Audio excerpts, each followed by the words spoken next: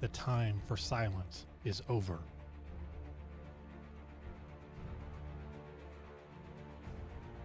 There was once an unprecedented time in American history when common citizens of their day began to define the rights of man and documented how those rights were being violated by their current government. They wrote to each other. They debated with each other.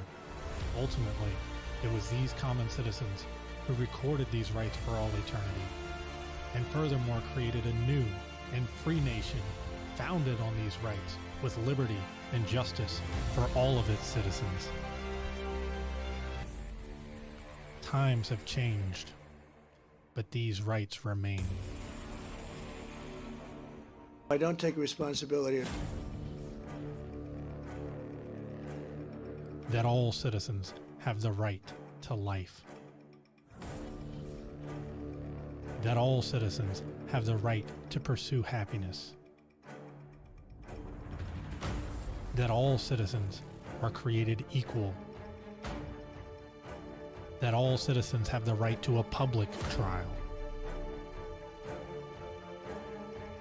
That all citizens have the right to peacefully assemble. That all citizens have the right to petition their government. What happens when you try to exercise these rights today?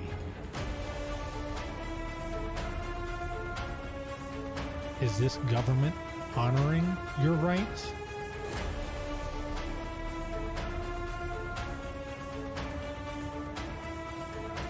Or are they violating them? Is this the government that those citizens aspired to?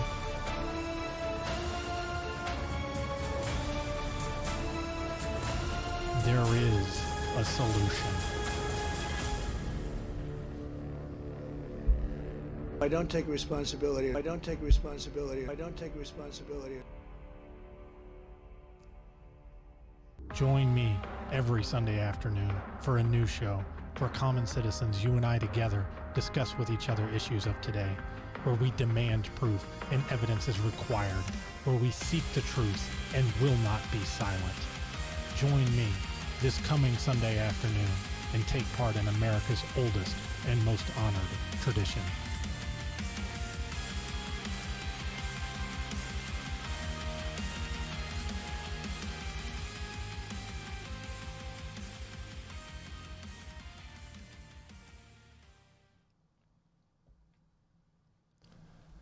Hello and welcome to The Left Speaks. As always, I will be your host. My name is Chris.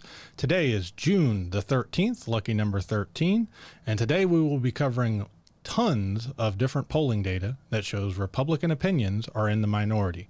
We're not discussing whether these are correct opinions, incorrect opinions, or anything along those lines, but you consistently hear from Republicans that they represent real America, and that is simply not the case. We are also, to continue keeping count, 5 months and 1 week removed from the insurrection attempt on the United States Capitol building, with the date set by President Trump and with his supporters specifically told by President Trump to march down to the Capitol building and fight for their rights, for which there have still been no consequences, and the investigation into which was filibustered and blocked by Senate Republicans. The time for silence is over. Hey, Hardwood and Sock, thank you for the raid, brother. I appreciate it. 10 viewers, man. You're doing great. Glad to see you taking off. Hardwood and Sock is a longtime caller into this show. Very reasonable, conservative, and excellent to work with. I'm not going to try the first part, but Sensei, thank you for the follow. Greatly appreciated. Today, we're not going to have as much video evidence as we normally do. We're going to dive into, like I said, different polling data. I used specifically Pew Research, relatively moderate. It's not Data Center for Progress, and it's not polling from Breitbart.com. It's about the best, most middle of the road I could find. The time for silence is Computer over. Carnage, love the name, thank you.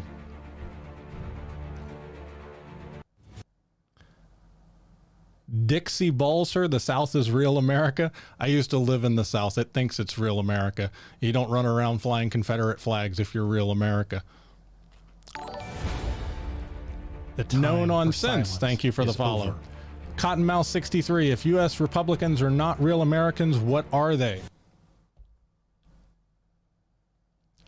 My point is they do not represent the views of real America as trademarked by conservatives. They certainly count as real Americans. Yeah, Nyrayat Sensei, if you would like to phonetically spell out how to pronounce your name, I will do the best I can with it, my friend. And Hardwood and Sock, I have not seen you in a while, so I greatly appreciate you dropping in. Most people, both left and right, don't have the views of real Americans, I'd say. Perhaps, but there is a majority viewpoint on a lot of these issues, which we'll be diving into. Unfortunately, Republicans right now have, while continually espousing themselves as real Americans and real American values, are not reflecting the majority viewpoint in that case.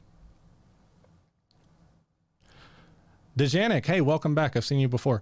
Whenever you find yourself on the side of the majority, it is time to reform or pause and reflect. I'm fine with the pausing and reflecting, but just because the majority has reached a consensus on something does not mean that you need to stop. If you're taking it just because the majority says so, if you're doing an appeal to authority fallacy, or excuse me, an appeal to ad populum fallacy, that's different. So there I would agree with you. JFreak7, are there real Scotsmen? I'm not pointing to an individual view. I'm pointing to the leaders of the Republican Party and the policies they're espousing, which we'll jump into in a second. That's the beauty of a republic from Dejanic. It's not mob rule. Correct, but a republic with elected officials is supposed to reflect the will of the majority, and Republicans aren't doing that. Hardwood and Sock. Yeah, man, sorry I've been busy during your stream times, but the panel ended earlier, so here we are. Well, welcome in. I greatly appreciate it. For those of y'all who don't know, the number is toll-free, 855-915-5338, 815-915-LEFT, and you'll be live on the air. But you probably want to wait until we dive into some specific topics, which we'll get to in a second as soon as I catch up with everybody. As for being busy during my stream times, I've actually missed a couple recently, so no worries, man. I hope the panel went well for you. I would say real American is one who represents the values of the U.S. Constitution. Conservatives come closest to that, from Cottonmouth 63. You see what's sitting behind me, right? I would disagree that conservatives come closest to that. But I do think you're new here, Cottonmouth. I was former conservative, born and raised in the deep south of Louisiana. Went to honor military school, got my commission in the Army, served as an officer, knocked on doors for George W. Bush the first time around. A lot of my opinions have changed over the course of my life. I think I do still hold some more conservative positions than a lot of progressives. Second Amendment would be the easiest one to point to, but I do not think that Republicans or conservatives in general hold more true to the Constitution than progressives and liberals do anymore. I think that has long since left.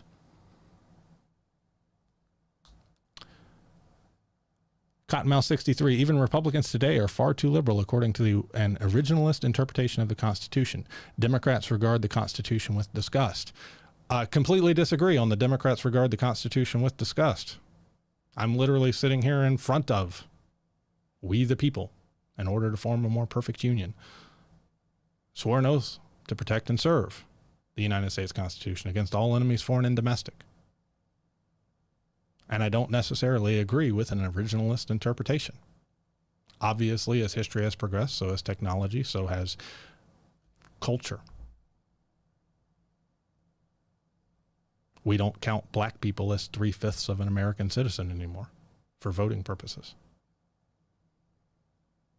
There are things that have updated and changed for obvious reasons. Hardwood and Sock, perfect. So it's my fault, referring to me, that you, Hardwood and Sock, wasn't here.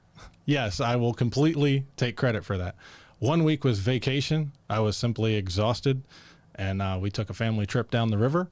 The second week was a family emergency that I had to take care of that I'm not going to dive too in depth into here. Everybody's okay. Cottonmouth 63, the left wants too much power for the federal government and they want to spend too much money, in your opinion. Republicans aren't much better.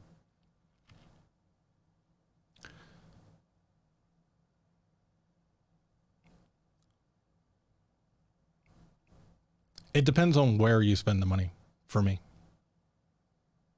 I'm not in favor of social programs that don't work. I'm not in favor of overspending on the military to provide tanks that the military doesn't want or need anymore, for example. And that was under Obama, and we kept building them anyway. I think there are social programs that do work. I think investing in our country is a good thing. I think the founders saw that when, they provided for a postal office and, provided the federal government the ability to raise taxes and such, and corrected the mistakes they had made initially under the Articles of Confederation. Things can be better, and moving towards better or improvement is not something I'm going to apologize for. Hardwood and Sock, hope everything has been going well, man. Of course, I'm going to miss some of this, too, because of my brother's birthday party. Happy birthday to him. And if you miss it, hey, by all means, man, you can catch it on the YouTube channel or the website. It's always up within about a day or so. Known on sense that super committee didn't really go anywhere. You'd have to be more specific. Maybe I missed something. Cottonmouth 63, did you know that the 3/5 compromise was done, I would assume, to limit the power of slave states in Congress? The time for silence is over. Who's in Paris? Thank you for the follow. That depends entirely on how you look at it, Cottonmouth, because they weren't citizens of the United States, so they shouldn't have counted at all for any representation. So by counting them as 3/5 of a citizen for representation purposes, it actually increased the power of the slave states within the United States. Of course, the slave states wanted to count them as an entire person for representation purposes without giving them the ability to vote on that representation. That's a compromise that shouldn't have been made. Either you count them for representation or you don't. I would argue that you should count them, but they should also have a voice in the representation they get.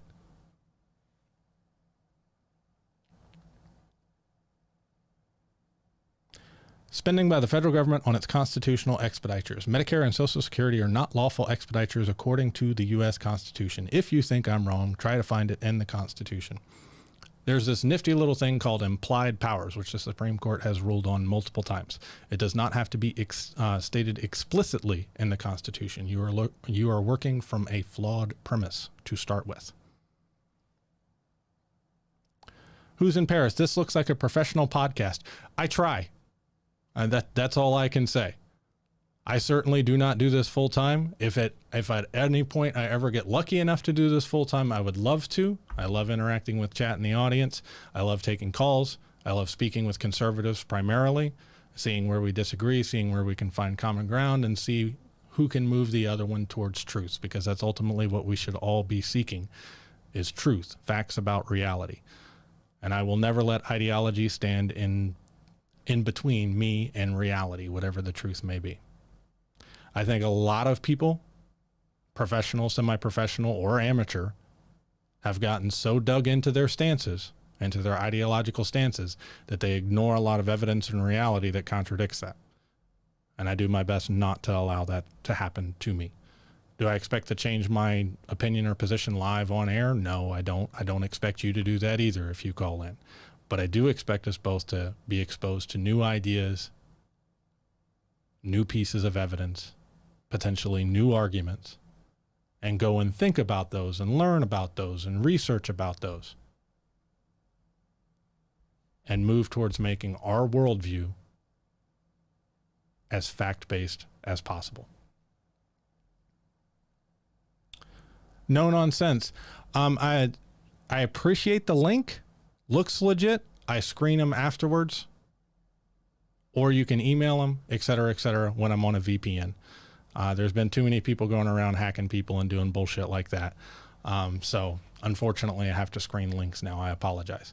Now, that being said, topics for discussion on the show for callers and everything else is always this week's topic and last week's topic, because I don't want anybody feeling like they got sandbagged. So if you've got some evidence from the previous show or whatever the case is, you are more than welcome to pull up all your evidence, email it to me. You can go to the website, theleftspeaks.com. You can DM me on Twitter at leftspeaks. There's tons of ways to find me. Facebook, all of it works. And as long as it's not from like the Daily Stormer, which is when I had to start screening links, I will help put it together and we can include it in the next podcast for you. So I'm not trying to sandbag or duck any evidence here, but I do have to screen links. I apologize. Somebody ruined it for everybody. Hardwood and Sock, his presentation is on point. Thank you.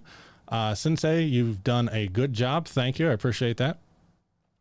Hardwood and Sock, way more professional than mine, where I have the doors open and whatnot. Presentation's a big part of it. Having something important to say in reasonable discussions is much more important, in my opinion. We could have a toddler running around in the background. I hope the words would matter more than the presentation, but unfortunately, that's not always the world we live in.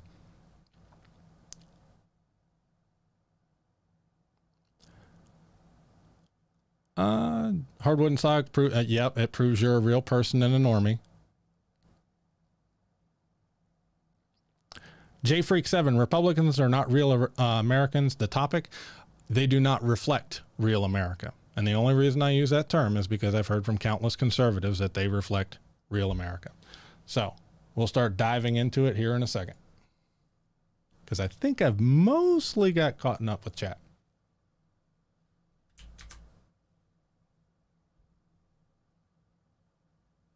Got to find my buttons again.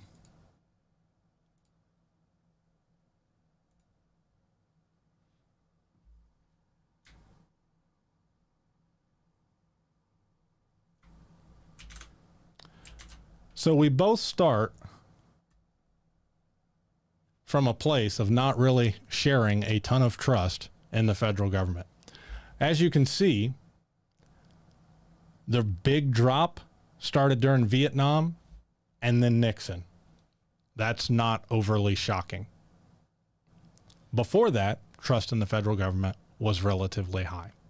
And I think ultimately, a lot of us, whether it's through your parents or your grandparents or just general culture, are affected by that when it comes to trusting the federal government. You can see different spikes in popularity, Cold War winding down, Desert Storm, Desert Shield, 9/11. And then, of course, you can see a demonstrable party trend. You tend to trust the federal government more when your party is in power and less when it isn't. But this is the grounds we're both starting from.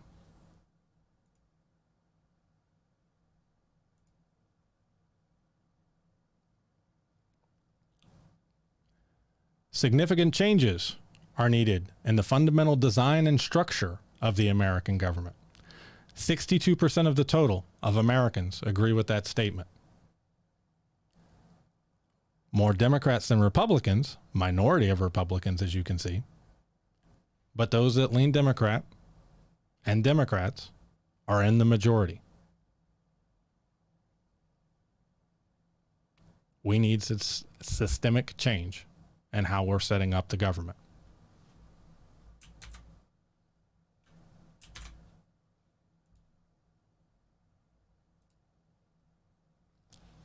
Government should do more to solve problems. 55%, 59%, 58, 55, 56. Since 2015, 2016 has consistently been the opinion of the majority of Americans. So for those of y'all who are conservatives, you are in the minority on this viewpoint. The majority of Americans are saying that the federal government should do more.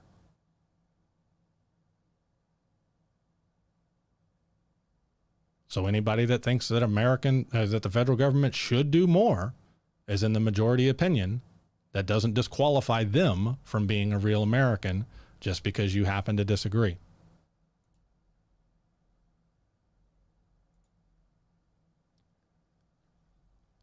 Public opinion across federal agencies. Postal Service, Park Service, NASA, CDC, FBI, Census Bureau, SSA, even the CIA, which I have my own issues with. Federal Reserve, HHS, EPA, hell, even the IRS, Department of Justice, Veterans Affairs, all are viewed positively. Now, I'm not saying that every government agency or every policy of those individual agencies is good or that I agree with them. I'm saying that while we share an overall distrust of the federal government, the majority of Americans want the federal government to do more to address nationwide problems. And a lot of agencies inside the federal government are viewed positively, even though the government overall is distrusted.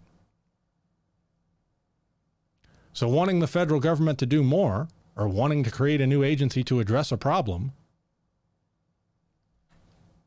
seems to be a fundamentally American consensus opinion,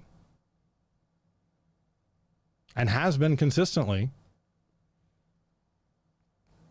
for quite a while now. And we've done this successfully before, at least according to the majority of Americans. J Freak, being in the minority doesn't disqualify from being a real American either. You're correct. My point is conservatives do not have a monopoly on the term, which oftentimes they try to hold on to. Jane Mose 2012. Yo, you all right, bro? You doing good? I have no idea who you're referring to. Nairat Sensei, slick transition. Thank you, sir. Wait till you see the intro and the exit videos. Dave, not the rave. Hey, welcome back. How is it that the richest country in the world cannot afford Medicare for 8 people, also a $15 minimum wage? We're going to jump into the $15 minimum wage. Surprisingly, it's also in the majority opinion, and the majority of Americans seem to want it.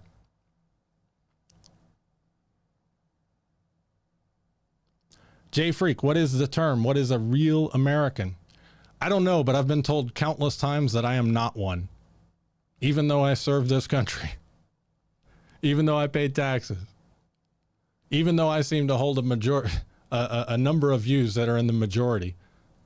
So it's really more of a pushback against that. It does not take a majority to prevail, but rather an irate, tireless minority, keen on setting brush fires of freedom in the minds of men. I don't disagree. Why do you think I'm sitting here on a small channel pretty much every Sunday trying to correct different opinions? Now, like I said, I'm more looking at the opinions in this particular episode of what seems to be the majority of Americans and why these things are being blocked. However, you are more than welcome to go to the website. Every single episode I've ever done is up there, including the ones warning about the insurrection before it actually happened. From voting rights to universal health care, my opinions are all on the record. And every episode is like this. It's centered around the topic, and then we take calls. So it's not like you'll have to dig through a ton of stuff.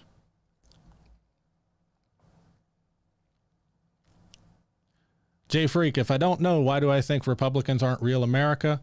They do not have a monopoly on the term, is my point. They do not represent the majority of America, is my point.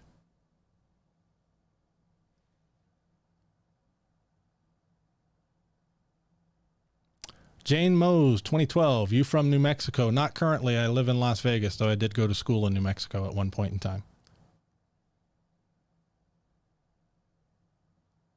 I have no clue who Raquel is, so I'll let you two talk to each other.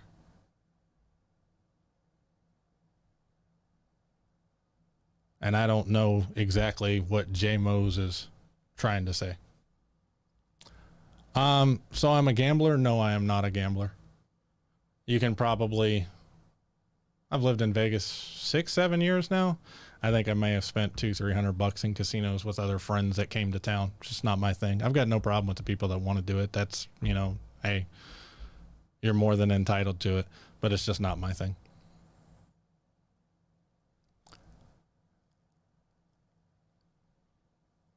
I have not stated that Republicans are not real Americans.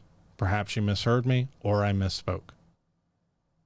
Republicans do not represent or hold a monopoly on the term real America, which they consistently will try to lay claim to. Real Americans believe this. Real Americans believe that. And as we'll go through, on countless issues, that is demonstrably not the case. If you live in America, you're a real American, as far as I'm concerned. But neither side has a monopoly on the case or the term. Dejanik, I think we could all agree with this statement. Republicans are more patriotic on average than Democrats. I don't know that I necessarily agree with that statement. I think Republicans tend to display their patriotism more openly. I know plenty of Democrats that are extremely patriotic. I think Republicans also tend to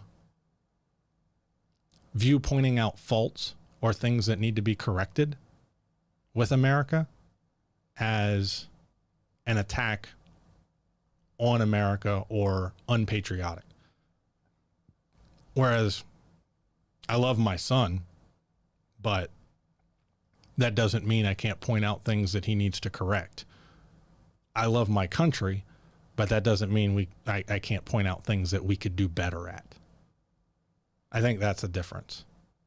But I will agree partially with your statement. I do think Republicans tend to be more open and put their patriotism on display. Put it that way.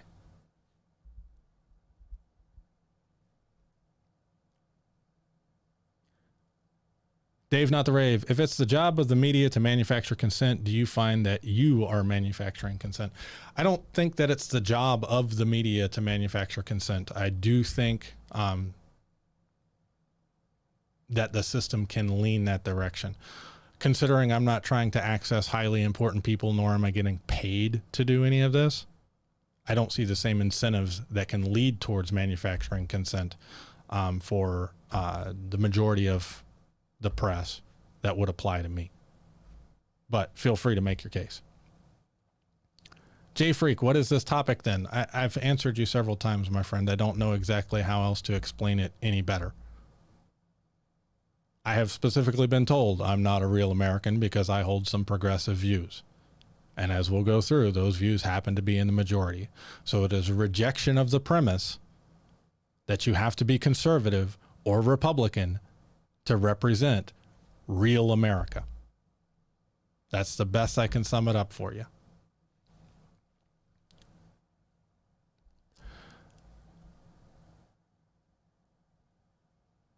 If you live in America, you're American. I know a lot of people that live in America that aren't American. From Jay Freak. Okay. I guess all the people that are here on temporary work visas do not count. Illegal immigrants do not count. Are we trying to have a discussion here, or are you just interested in nitpicking? I would assume you would be aware of that. No nonsense. I think the fact that many were unwilling to sacrifice and do for the country during COVID speaks volumes. I tend to agree with you. If you see an American flag flying outside of a house, it's a pretty safe bet that they are conservative. I wouldn't disagree with that. I think you would be right in the majority of cases. Not all, obviously, but that goes to my point of conservatives tend to put their patriotism more on display than Democrats do.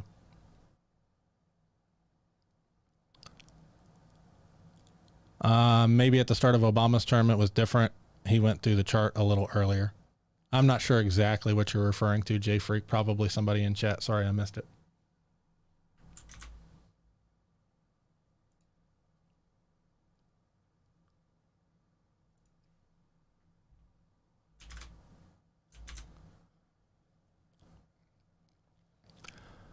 Biden's COVID-19 economic aid bill. 70% of Americans favored it. 41% of Republicans did. 94% of Democrats, or those that lean Democrat, did. This also goes to the fact that several Republican congressmen are now campaigning, taking credit for the different portions of the COVID-19 stimulus bill.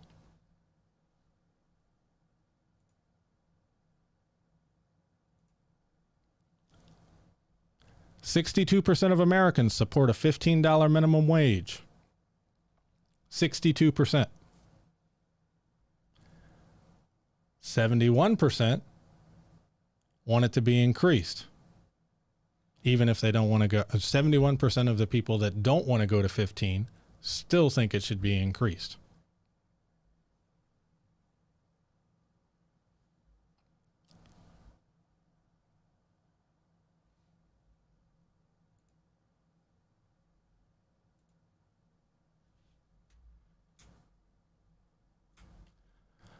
Public sees more negative than positive effects from busting up unions.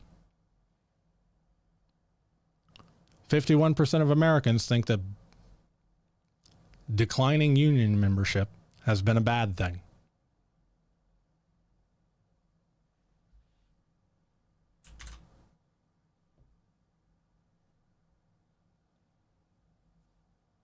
Oh, Dejanik, we're not just talking about money, and it's not just Democrats, unless you're willing to concede that 70% of the country is Democrats.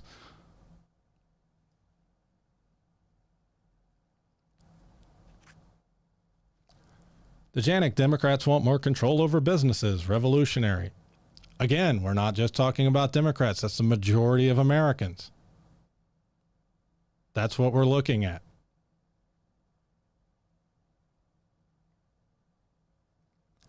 And I would argue that the majority of Americans need to be more vocal in their opinions and let it be known.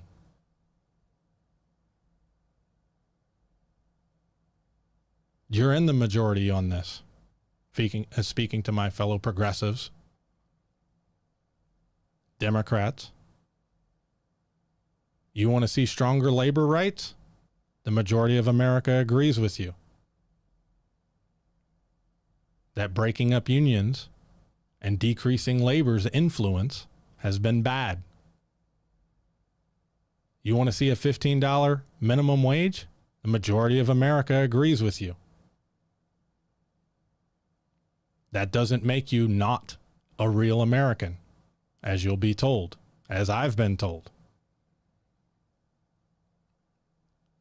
You want to help different businesses and individuals survive the pandemic and help keep the economy rolling? The majority of America happens to agree with you by a large margin.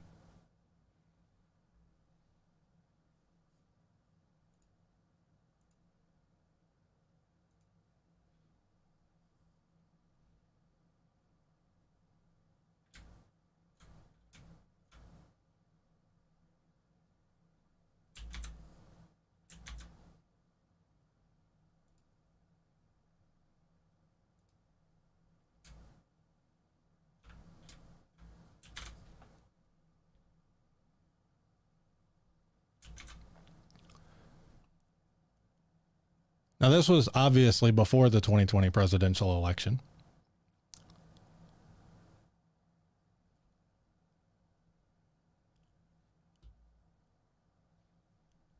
%82 on the coronavirus outbreak viewed it as a major issue influencing their voting, again in the majority. Healthcare, 65% of all voters.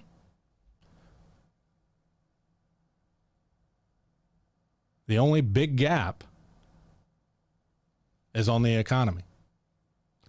And both parties thought it was important. A majority of both parties thought the economy was a major voting issue. But healthcare, the majority of Americans thought was a major issue. A minority of Republicans did. The coronavirus outbreak, the majority of Americans thought it was a major important thing to vote on. A small minority, 24% of Republicans, thought it was a major issue. Foreign policy, 3-point difference, don't care. Abortion, 42 to 48. Not that big of a deal when it came to influencing how somebody was going to vote.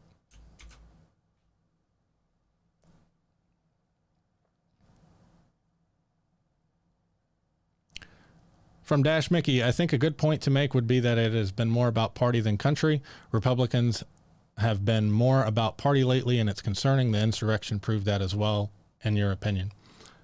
I tend to agree with you. The party loyalty is extremely strong right now. From Dejanic, is the pandemic over? In this country, it seems to be winding down, though the lack of it, we seem to be hitting a wall on who's going to take vaccinations and who's not. So that is concerning. In other countries, I know it was blowing up as of recently. You'll have to forgive me. My data is a couple of weeks dated, but last I knew, India was raging with coronavirus. The big concern is that we will end up with some kind of mutation that the vaccines do not catch, which is why it's so important to get everybody vaccinated and achieve herd immunity over in this country. But I will agree in this country that it seems to be winding down. Thank goodness.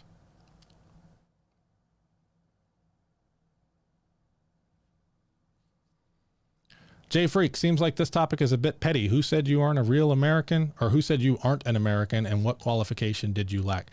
They didn't say I wasn't American. They said I wasn't a real American. I agree that it's a petty statement, but I've heard it multiple times, and my point is that those of us who hold progressive views tend to be in the majority and need to quit hiding out of fear of hurting other people's feelings or thinking that we're in the minority. If it's a bit petty for you, I apologize. You might enjoy one of the other episodes a lot more. The other episodes dive a lot more into specific topics. COVID-19, the insurrection on the Capitol, universal health care, why we're failing miserably in this country as compared to others. Liz Cheney, when she was being ousted from leadership in the Republican Party in Congress. Those may be more your style, and that's typically my style. This one, however, is a bit more broad, but it does open up the conversation for a lot more things. RoboMax, hello. Hello. Welcome. Appreciate you dropping by.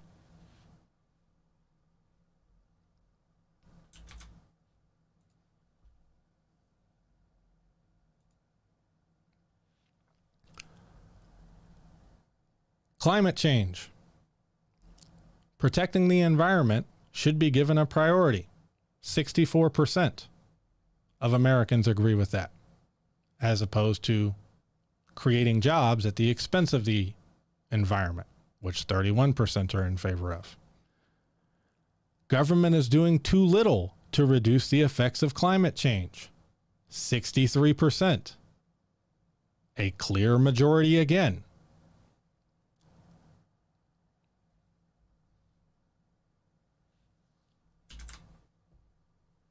So if I compare this to the Republican Party that walks into Congress with a fucking snowball and wants to say that climate change isn't real because I have a snowball in my hand, again, it's a minority viewpoint. That's ignoring the fact that all the science contradicts it, the vast overwhelming majority of the science. But if you support the federal government stepping in and making new climate regulations and enforcing the ones that exist, even if it costs them jobs, that doesn't make you not a real American. Which I have been told, to go back to J-Freak.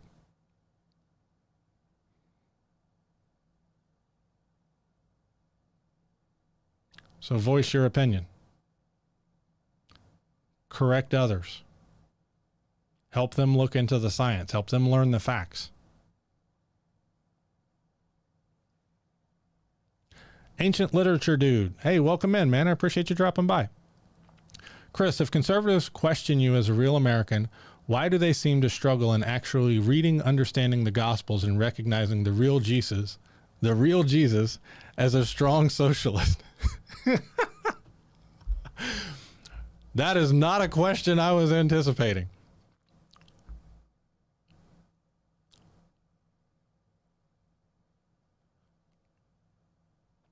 The evangelical movement is extremely strong in this country and very motivating.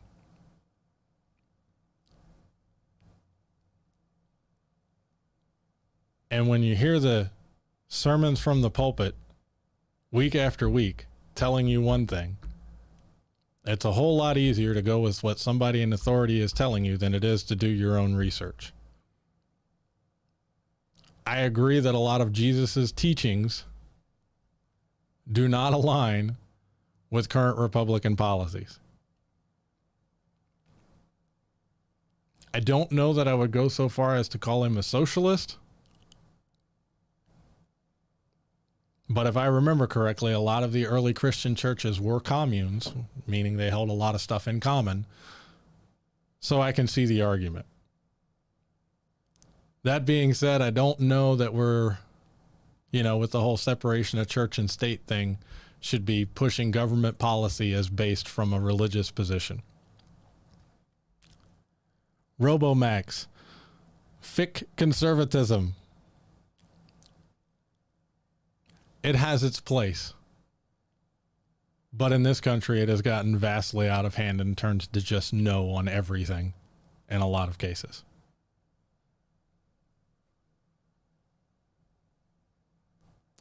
Robomax, willst du, dass ich Englisch spreche? Yes, I would prefer you speak English, and if I got one wrong word in there, forgive me, my German is extremely rusty. I will read past any misspelling mistakes you make. If German is your first language, I appreciate you dropping by regardless, but yes, I would prefer that it's in English. I simply do not have the German anymore to moderate. I don't have the German language skills to moderate German anymore.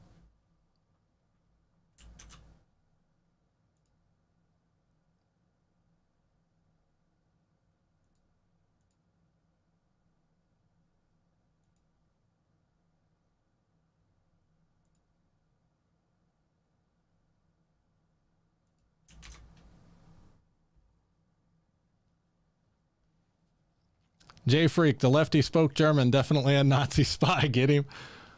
Nazis were pretty far right, but yeah, I wouldn't even go so far as to say I speak German anymore, brother. It's been quite a number of years since high school and college. So, but yes, I can still comprehend a little here and there. Like I said, I'm by no means qualified to moderate in German anymore. That is for certain. Support for Black Lives Matter has decreased, but remains strong. All adults, 67%, 55%, strongly or somewhat support the Black Lives Matter movement. Among white adults, Republicans, 37%, 16%. Democrats, 92% and 88%. So supporting Black Lives Matter doesn't make you un-American, doesn't make you not a real American, puts you substantially in the majority of Americans.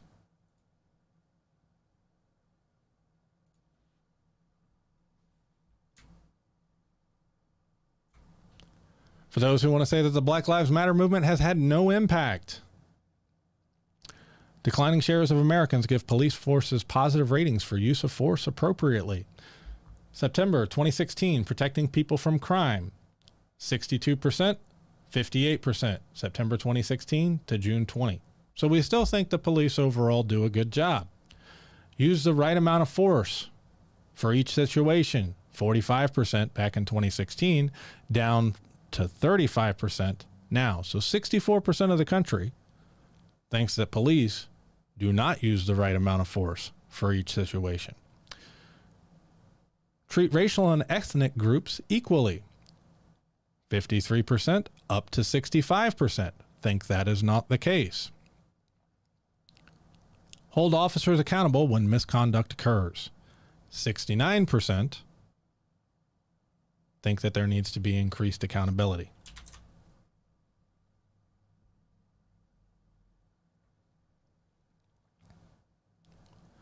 Robomax, I ain't a Nazi, but some of my family members were a part of the SS.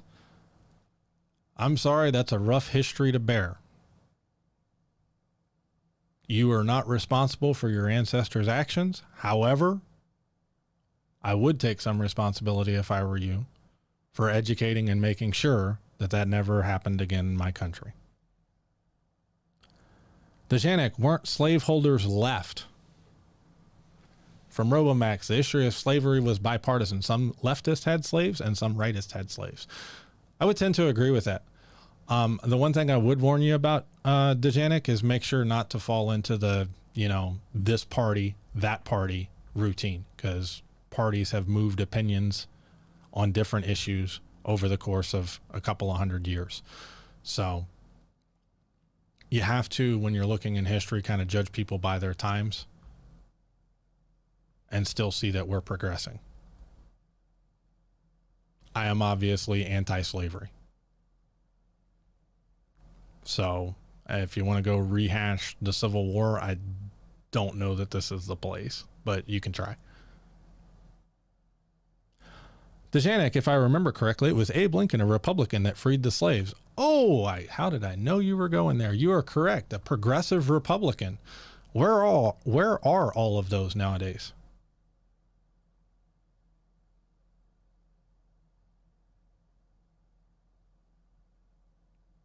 I've said it before, and I don't know whether you were in this show when I said it or not, but if Republicans want to run a Teddy Roosevelt again, somebody who's strong on labor rights, somebody who's in favor of balancing out the current economic system between capitalist and labor, somebody who's in favor of breaking up big monopolies that control everything, unless the Democrats run somebody better, I will happily vote for him. It is not my fault that Republicans are not running that candidate.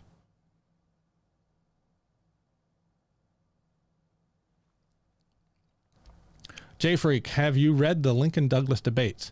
I would hate to see what Democrats would say about Lincoln's comments today. I have, but it's been years. It was back when I was in college. So you'd have to pull out specific things and see what I thought about it. I mean, that's the best I can give you, unfortunately.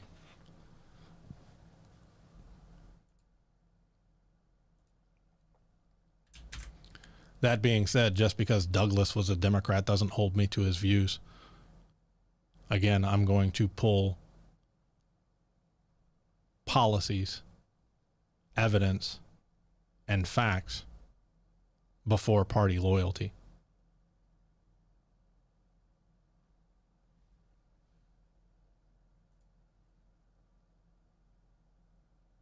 You agree you were replying to Dejanic? Oh, okay. My mistake.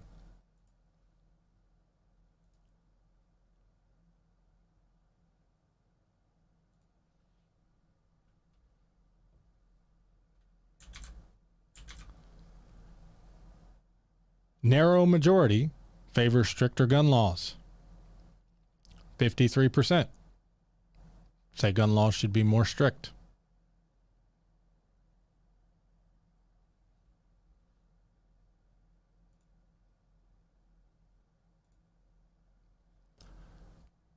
Republicans and Democrats differ widely on whether legal gun access spurs gun violence. Illegal gun access, obviously, we tend to all agree. Legally, 59%. Meaning if it's the majority of Americans, American adults anyway, 59% of them think that if it's easier to legally access a gun,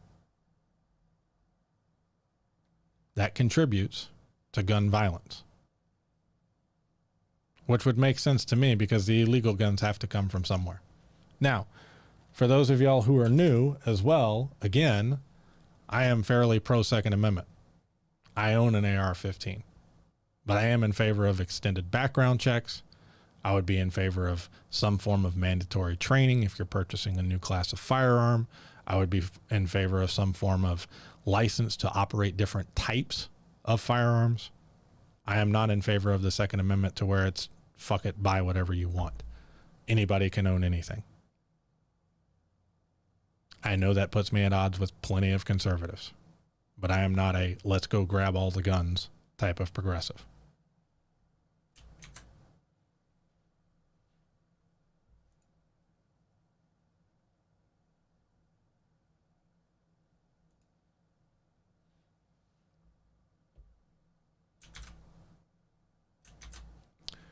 When it comes to immigration, so you're going to have to ignore this first column. That's the United Kingdom.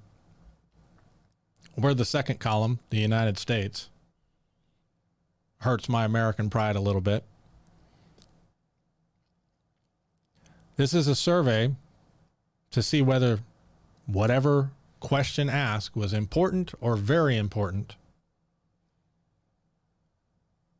to be considered truly that country's nationality. Having been born in the country has dropped 20 percentage points in 4 years, down to 35%, saying that it's important to be a Christian in the United States, also down to 35%. Share the country's customs and traditions, down 13 points to 71%. I would say that this is fairly important, but it would depend on which culture and traditions you are specifying. The United States tends to have a very wide-ranging culture depending on what part of the country you live. I can tell you living in Vegas is very different than living in small-town Louisiana, which is very different than living in New Orleans, which is very different than living in New Mexico, which is very different from living in Alaska or West Texas. I tend to find a lot of the culture in this country that people think of is what is immediately around them, and that is not the case across the country. We share some overarching values, but culture tends to be very localized in my experience. Ability to speak the country's dominant language, down to 77%. I would agree it is important to learn English. That's why I'm in favor of providing lots of opportunities to learn English. English as a second language classes, naturalization and immigration classes, those sorts of things.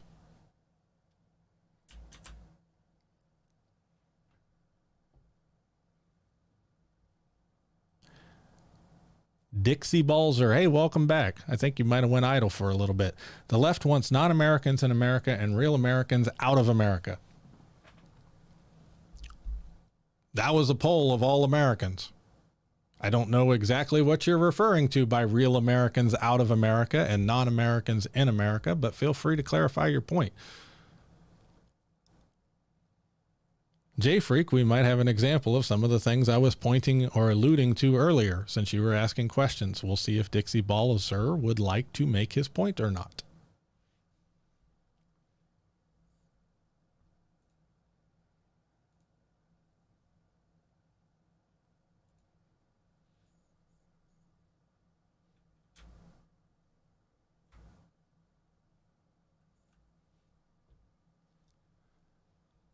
Among women, percentage saying the word feminist describes them. 61% of all women in the United States say that the word feminist describes them either very well or somewhat well.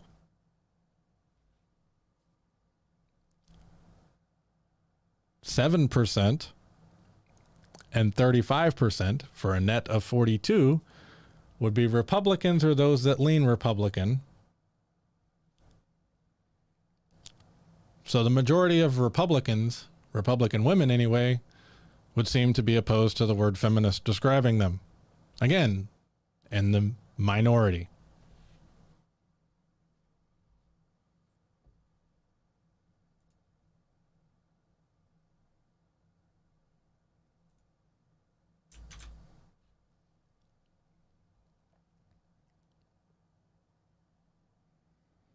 Barbara, welcome back. Appreciate you dropping in. I disagree with Dixie balls. I bet that is a sentence you never thought you would type out in a political conversation, but welcome to the age of the internet. Non-Americans don't take pride in America, and their loyalty goes to their place of origin. Are you just referring to immigrants? Because there are plenty of Americans that can take pride and still disagree with you. There are also plenty of immigrants who made the choice to come over here and leave wherever they were and try to become citizens of this country.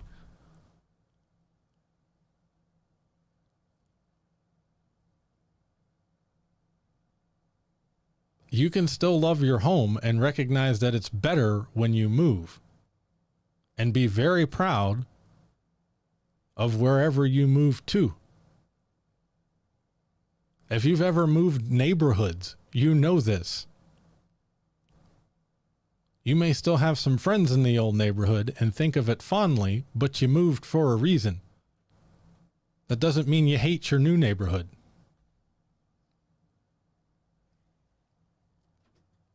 The Janik, second wave feminism, just referring to the word feminist. I don't want to insert information into the poll that was not clarified. So whatever the average American woman thinks of when they hear the word feminist, the majority of them agree that it identifies them. The minority of Republican women would agree with that term, describing them. I'm not going to jump into first wave, second wave, or third wave because I do not have polling data to back that, and that question did not specify that.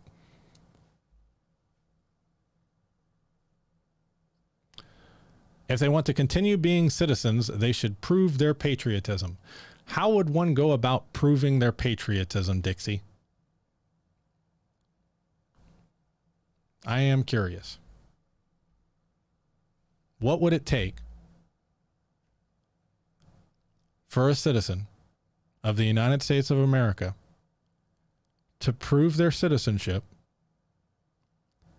and patriotism to somebody with a name that rings of the Confederacy, Dixie, you know, that was an actual insurrection against the United States government? They should join the military. I did that. So they can fight our wars. So you just want to bring immigrants over and make them all serve in the military so they can go fight our wars for us? Is that what you're advocating here? I'm curious. This is going to be interesting.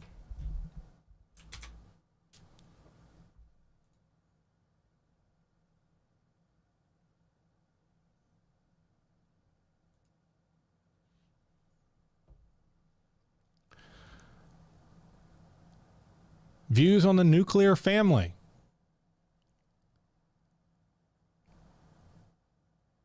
Basically, the decline of the nuclear family, which I think we can all admit has been happening. Whether you're happy about it or not is a separate question.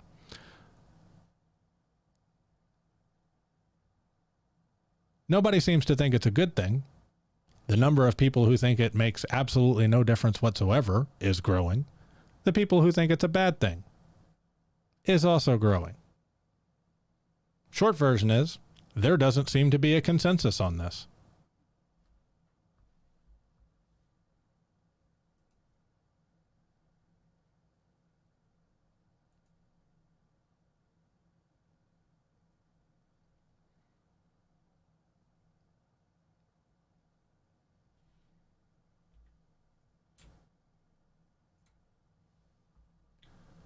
Now, since we established earlier what the majority of Americans think,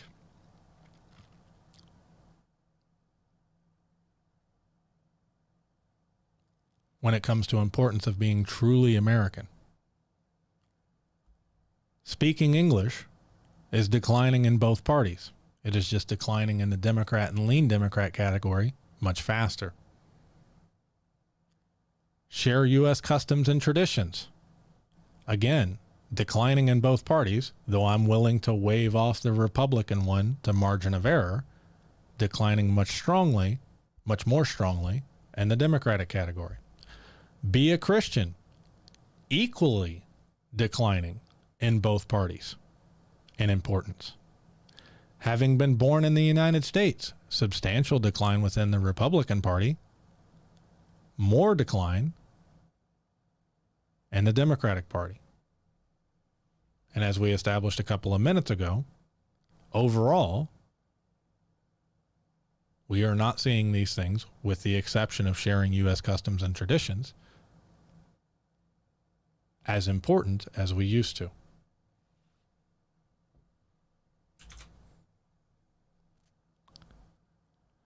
J Freak. Oh, that's a long one. Give me a second.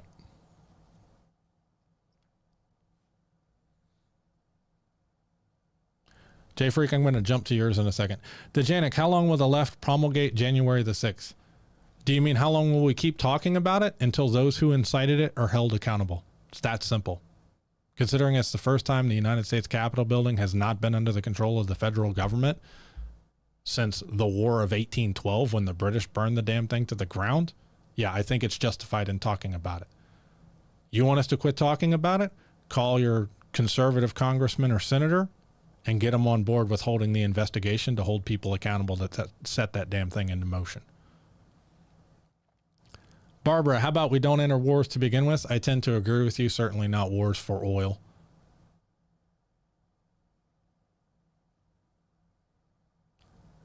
Dixie, whoops. The Confederacy is a part of Southern heritage and Southern pride, not separatism. The Confederacy was literally about separatism. I understand the Confederate flag now, to some people, is about Southern pride and heritage. It is a heritage of separatism from the United States of America. The Southern pride part, I get. I grew up in Louisiana. However, I can understand how, if you're not my color, it might not be something you are particularly proud of, even if you're born and raised in the Deep South. I can see both sides of that argument. But the heritage, to make it very blunt, is the heritage of fighting the United States government to be separated. So it's the heritage of separatism. I'm sorry if that doesn't align with what you've been told.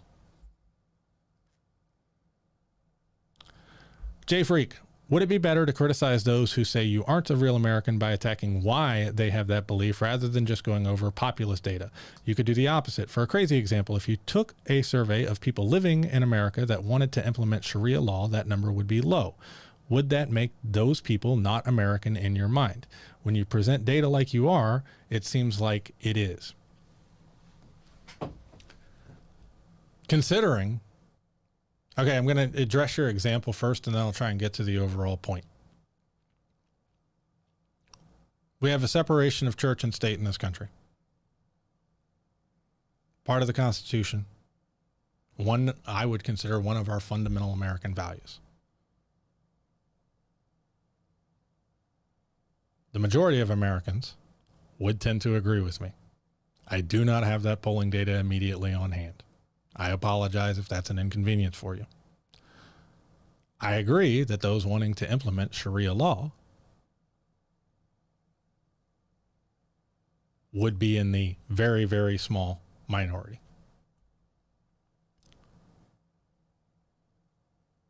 I would consider that opposed to American values.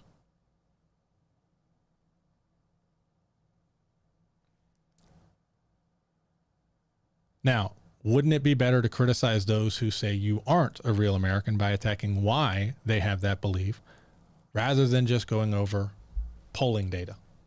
I'm going to switch that word from population to polling. It depends. I have done countless episodes on specific topics with sources, et cetera, et cetera, et cetera. And like I said, you would probably enjoy next week's episode more than you do this one. But if I am rejecting the premise that only conservatives can be real Americans, then going over polling data showing what the majority of Americans believe would seem to be the best way I know of how to refute that premise.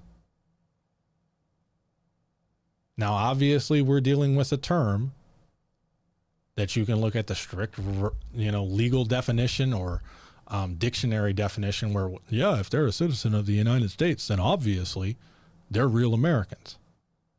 But I hope you can understand that I'm not using that definition of the term, and that's not the definition that's being used when I'm being told, or when other progressives are being told, or when other Democrats or demon rats are being told that they're not real Americans. So I hope you can understand where I'm coming from.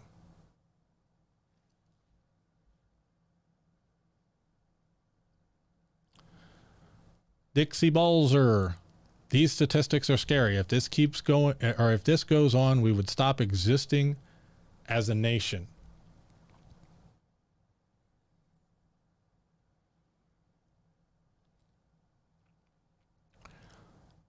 Having been born in the United States, or having not been born in the United States, does not preclude you from becoming a United States citizen.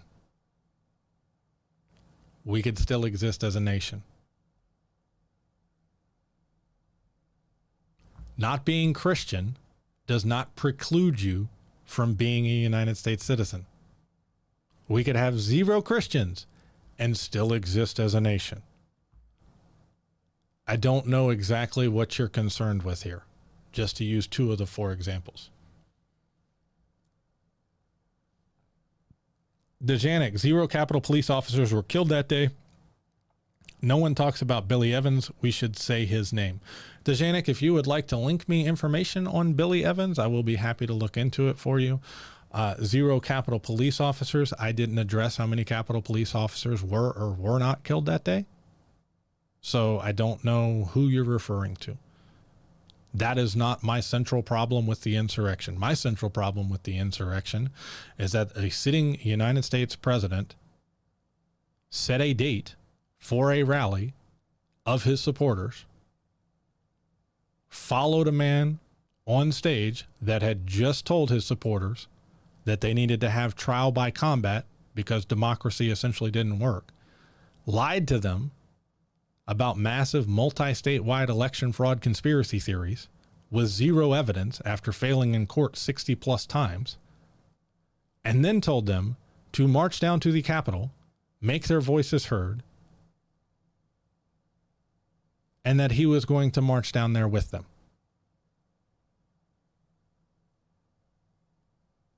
Told them to fight 6 or 7 different times, and then was shocked that they did that, and then withheld support, calling in additional police, calling in National Guard, et cetera, et cetera, et cetera, for hours. And all of this took place during a constitutionally mandated process to verify a federal election.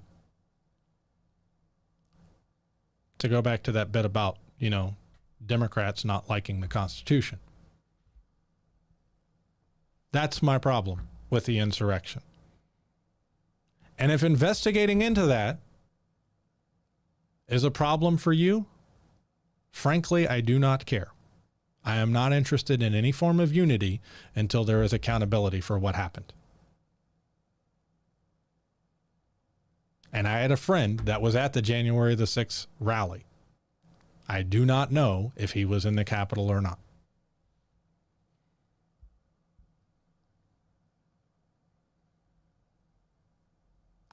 Dixie balls are people waving the Confederate flag don't advocate for separatism at the current day and age.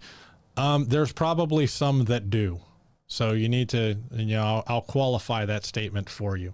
Do I think that the majority of people running around waving the Confederate flag right now at LSU football games, for example, are, out and out racist and think that that Louisiana should secede from the Union again? No, I don't. But are they celebrating a heritage that was about withdrawal from the Union? Like I said previously, yes, they are.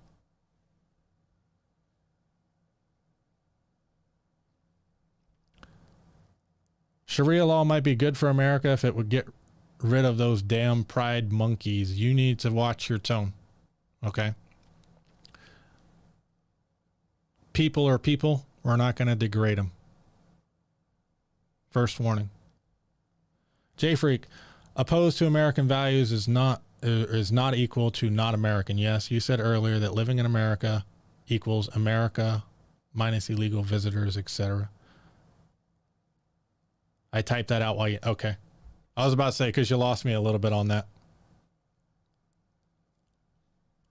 The process was carried out and the next president was certified from Dejanek. You are correct. The process was delayed while they had to resecure the Capitol building. And remember, we went to, I think it was midnight or a little after completing the process. So yes, the people who tried to interrupt said process succeeded in interrupting it. They did not succeed in stopping it or canceling it. They succeeded in delaying it. I don't know exactly what your point is. If I go try to kill somebody in Minecraft, since I'm on Twitch and Twitch loses its mind over terms like this, if I fail, it's still attempted murder. I still get investigated. It's not like they go, oh yeah, the guy was only in the hospital for a few days, but he actually lived, so we don't need to investigate it. Silence is over. That's ridiculous. J Freak, thank you for the follow. Dejanek, you forgot the peacefully protest part. I didn't forget the peacefully protest part. I have no problem with the people at the January the 6th rally who stayed at the rally and didn't break down doors to go into the Capitol building. See, my position here is consistent. The people who riot, break the law, commit arson, try and stop a constitutionally mandated process, those people need to be investigated and go to jail. The people who don't do those things, like the normal people who go to Trump rallies or the normal people who go to Black Lives Matter protests, those two organizations, Republicans and Black Lives Matter, still get to keep holding their rallies. But the people who broke the law, that comes with consequences. J Freak, I gotta run. Good talking with you. I'll check out the next topic. Hey, I appreciate it. And like I said, if there's anything in specific you want to look at an in-depth position on, or you want to look at some of the calls Hardwood and Sock has made in, you are more than welcome. You can go to the webpage, theleftspeaks.com, and find it all. And maybe next time you'll have a chance to call in. Dejanek, Trump literally said to protest peacefully. He also said you needed to fight 6 or 7 times. You'll never take back your country unless you fight.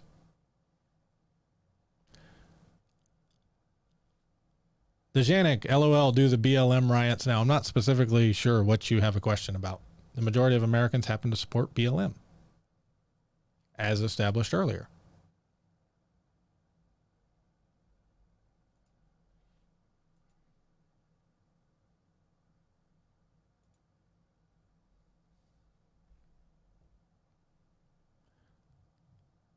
Same-sex marriage.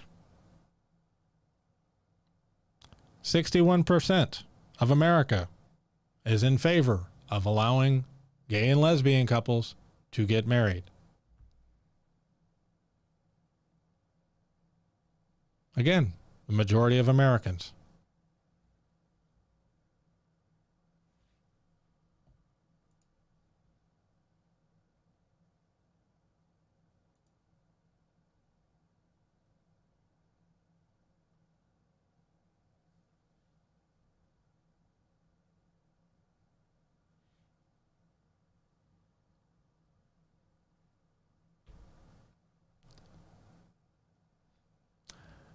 And this is dated.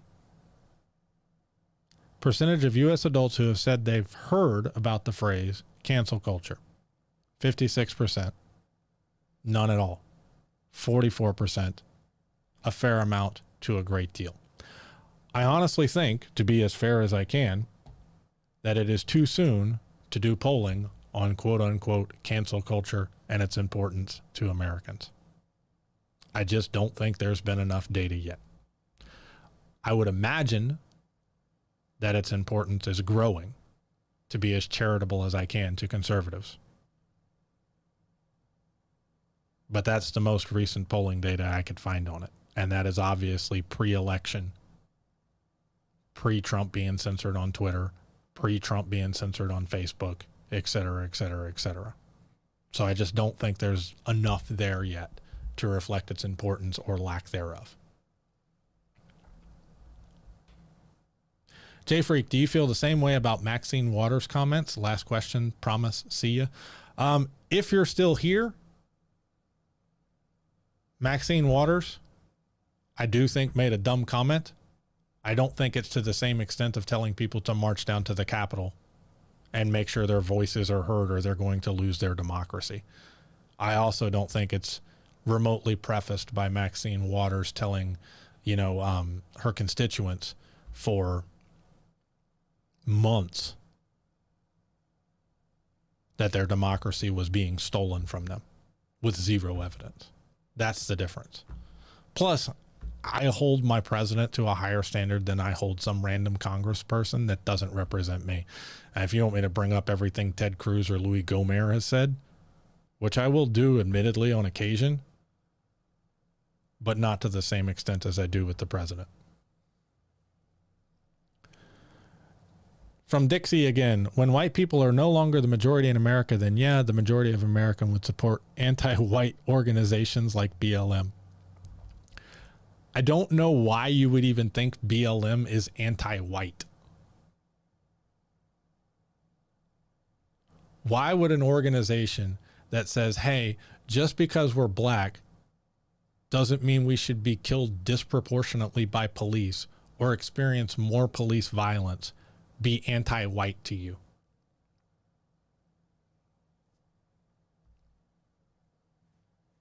All lives cannot matter until Black Lives Matter too. It's that simple.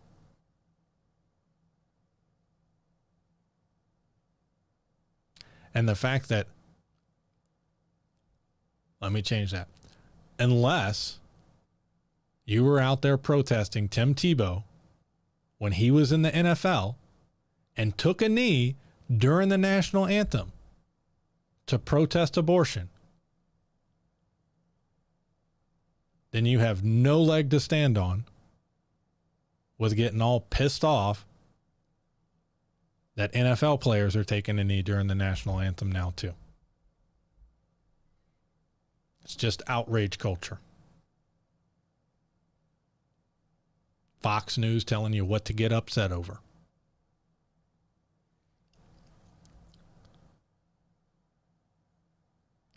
No nonsense. Surprised the support for gay marriage is so low after the Supreme Court decision.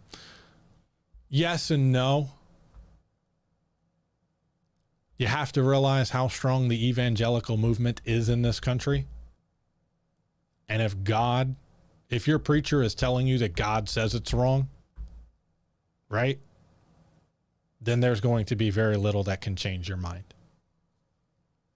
And I think that's a lot of what we're dealing with. I would agree with you. I would wish it was higher. I don't see how two other people marrying would devalue some unrelated person's marriage at all. But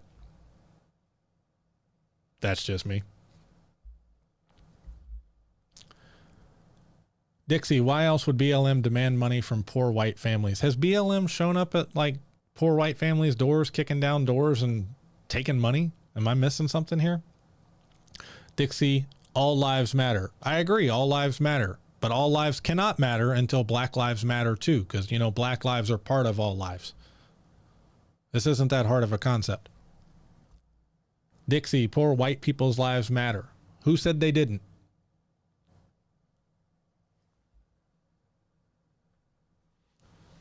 And on that note, we're going to take about a 5-6 minute break. I'll run the trailer, and then we'll be right back after that. See if we got any callers or if we'll keep going. I am missing the fact that reparations would be paid with the money of white people. Black Lives Matter is specifically regarding police brutality. Unjust killing of black Americans. Again, this is not that hard of a concept. Could some of their organizers also hold other views? Sure. I'm sure I can find one thing you agree with that you and I agree on, and something else that you and I disagree on. That doesn't change the fact that I agree with you on that one thing in the first place. But on that note, we'll be back shortly.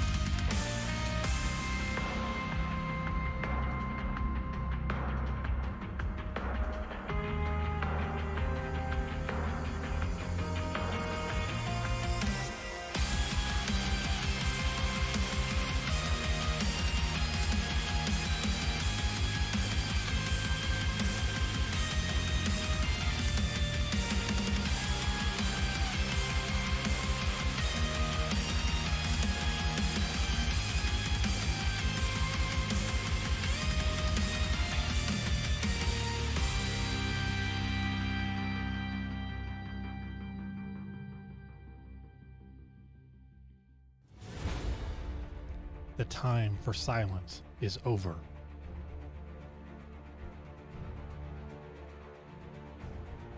There was once an unprecedented time in American history when common citizens of their day began to define the rights of man and documented how those rights were being violated by their current government. They wrote to each other. They debated with each other. Ultimately, it was these common citizens who recorded these rights for all eternity, and furthermore created a new and free nation founded on these rights with liberty and justice for all of its citizens. Times have changed, but these rights remain. I don't take responsibility. That all citizens have the right to life.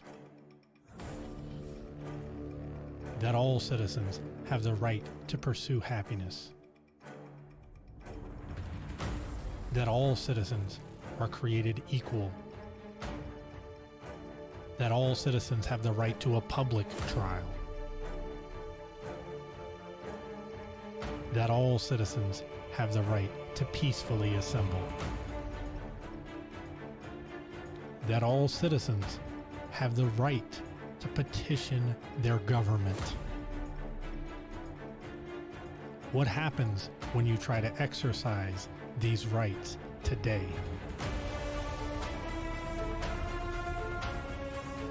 Is this government honoring your rights?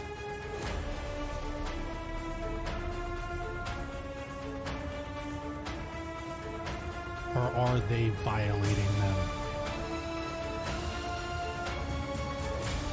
Is this the government that those citizens aspired to?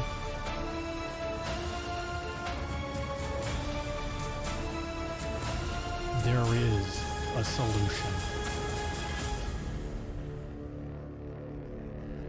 I don't take responsibility. I don't take responsibility. I don't take responsibility. Join me every Sunday afternoon for a new show where common citizens, you and I together, discuss with each other issues of today, where we demand proof and evidence is required, where we seek the truth and will not be silent. Join me this coming Sunday afternoon and take part in America's oldest and most honored tradition.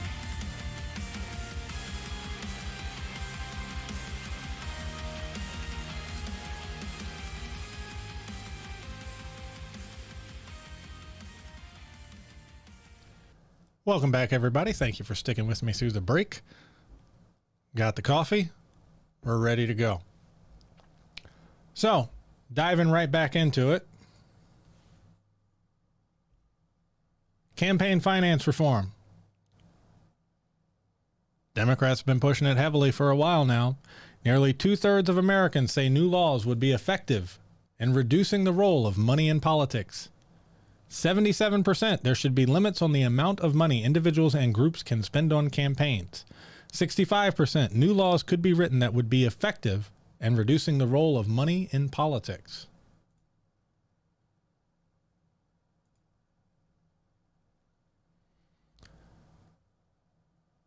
Polling for universal health care. 63%. Yes, the government is responsible for health care. Is it the federal government's responsibility to make sure all Americans have health care coverage? 59%. The number's growing. A pandemic might influence that just a little bit. Among Republicans, 30 and 34%. Again, Democrats, you are in the majority.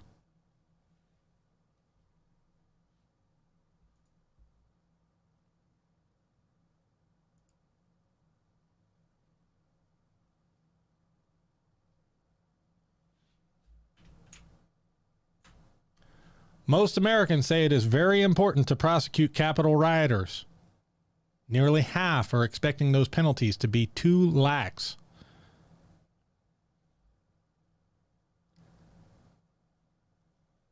%69 say it is very important that federal law enforcement agencies find and prosecute those who broke into the U.S. Capitol on January the 6th.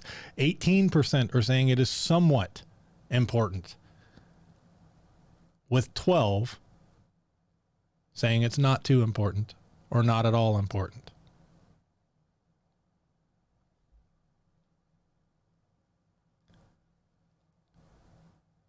Over 50%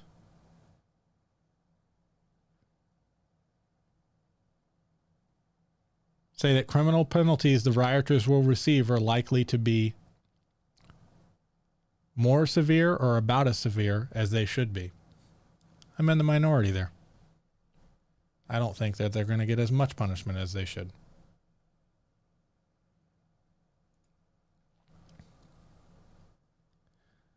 Marijuana legalization.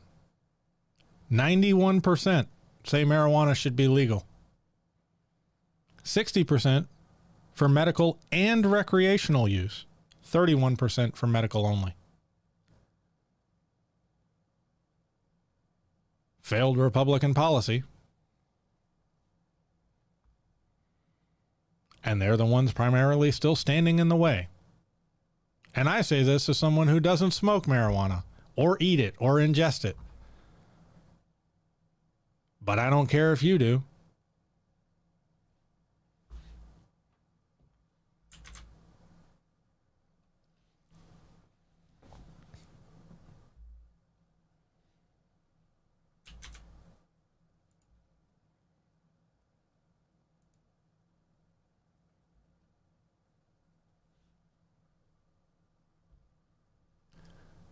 Polling on abortion. 59% of Americans say it should be legal in all or most cases. 39% say it should be illegal in all or most cases.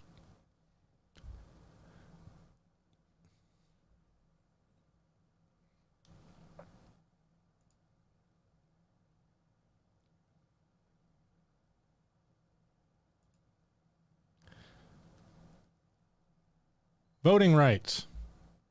61% of the country is in favor of automatically registering all eligible citizens to vote.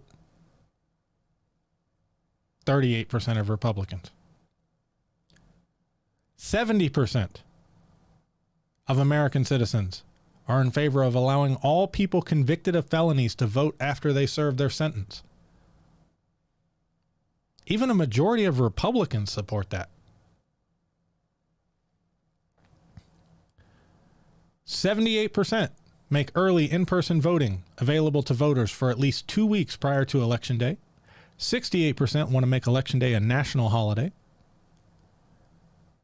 We tend to agree on making electronic voting machines print a paper backup of the ballot. Requiring all voters to show government-issued photo identification to vote. 76%. Hey, Republicans, you're winning that one. Tell you what, you hand out the IDs for free when you automatically register all citizens to vote in the United States. Make it a lifetime ID with no expiration date, and I can compromise with you on it. Because my problem is what IDs count, and the fact that in Texas, for example, you can use a concealed carry weapons permit because those happen to be Republican voters, but you can't issue a state state employee's identification badge because those voters tend to be Democrat in Texas. Removing people from registration lists if they have not recently voted or confirmed their registration. 46%. 68% of Republicans.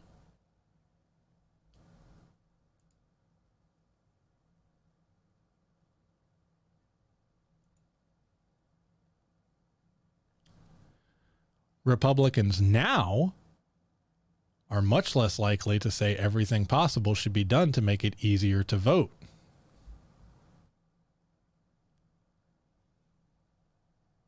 Declined almost 10 percentage points since the midterm elections among everybody. 20 percentage points among Republicans.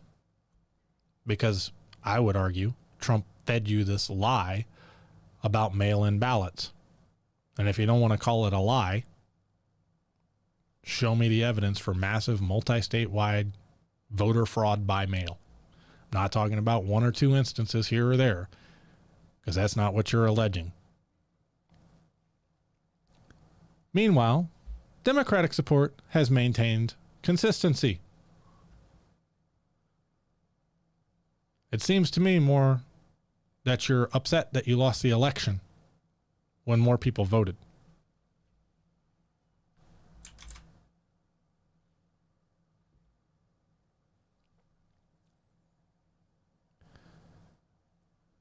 Tilgen, yeah, Republicans are not real America. Real America is the freakish Democratic cities.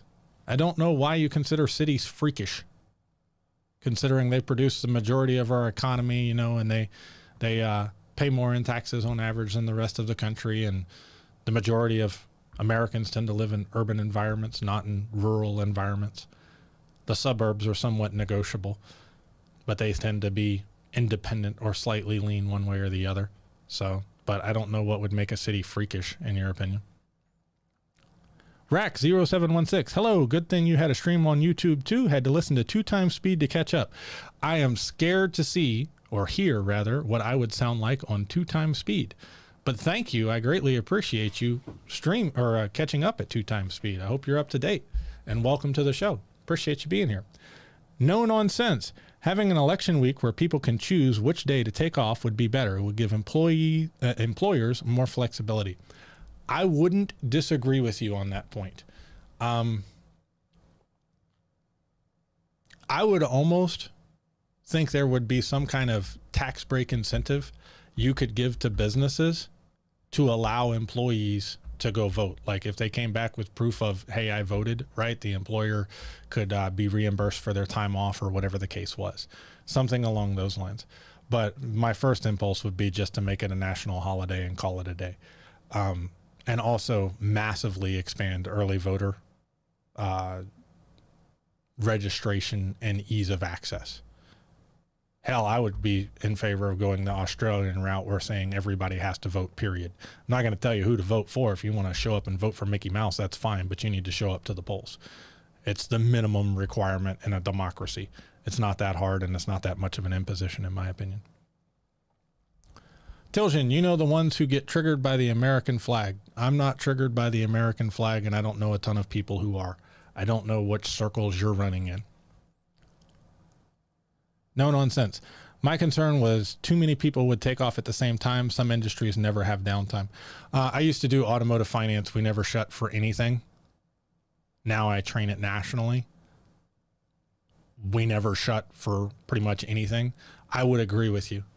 And I don't know that you could make it a full week just because I think you could open the polls, but anybody who couldn't make it on National Election Day, you could do early voting for those people. But like I said, I'm personally in favor of mandatory voting. I mean, that would be my 2 cents. So I would be fine going with the Australian method of, everybody needs to go vote. If you want to vote for Mickey Mouse or Donald Duck or yourself, hey, go for it. But everybody needs to go vote. Rack0716, I see you got to experience Dixie in chat. Yes, I was rather unimpressed with what Dixie had to say. Typical in my experience, he would just bounce from topic to topic to topic to topic. Anytime I would respond to one instead of trying to keep diving down that topic. That's okay. We all start somewhere. I'm happy Dixie was willing to have the conversation at least. Hopefully we can progress more on an issue next week. This week, I'm more than willing to forgive it because obviously there's a lot of polling and topics that are coming up. So, yeah, I appreciate Dixie dropping by. Wasn't all that bad. Comrade Tortalia, I think, followed during the break, and I missed you. I appreciate the follow. I see you in the catch-up screen there.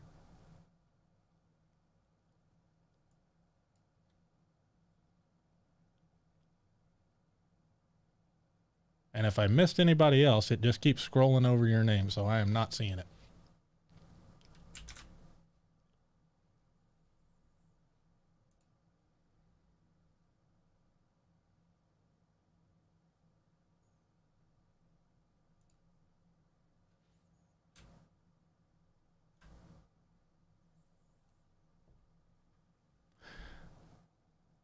This was one I found particularly interesting. And I'm really only worried so much about the first graph, or this yellow line, not so much the bright orange line. Okay. George H.W. Bush, presidential approval was at damn near, it was low. You can see we started off high and we went really low by the end of his term. Clinton started off high, had some dips, and then finished roughly where he started, maybe even a little up. George W. Bush got a huge spike from 9/11, obviously, right? And it's probably Operation Iraqi Freedom would be my bet. But by the end of 2008, the end of Bush's 2 terms, we didn't like him much either. And then you've got President Obama who comes in and again finishes up from where he started.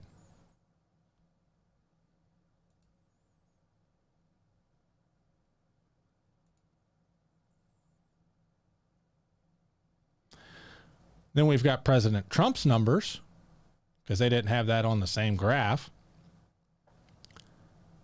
with 68% by the end disapproving of how he handled his job as president.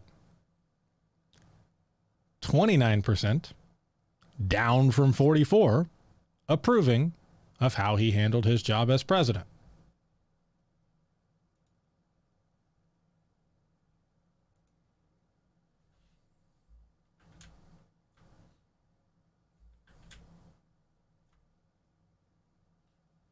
How would you rate Biden's conduct or Trump's conduct since the presidential election on November the 3rd?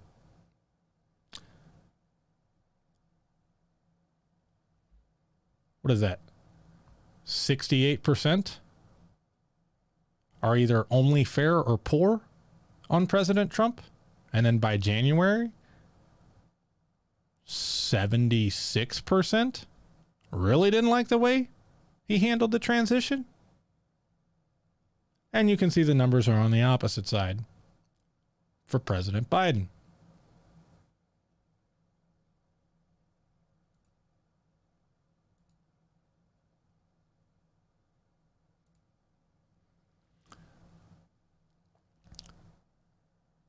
But this is my favorite graph of all of them so far. When Republicans manage to elect a Republican,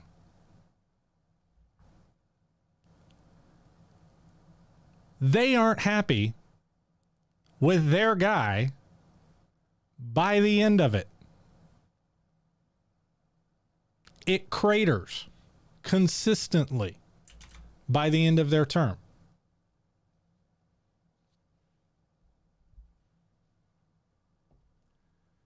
So even when Republicans get their way and elect their guy, within 4 to 8 years, that's not going to be their guy anymore, because by the end, they're ready to kick him out. And then you give him 4 or 8 years to kind of rehabilitate his reputation and start over.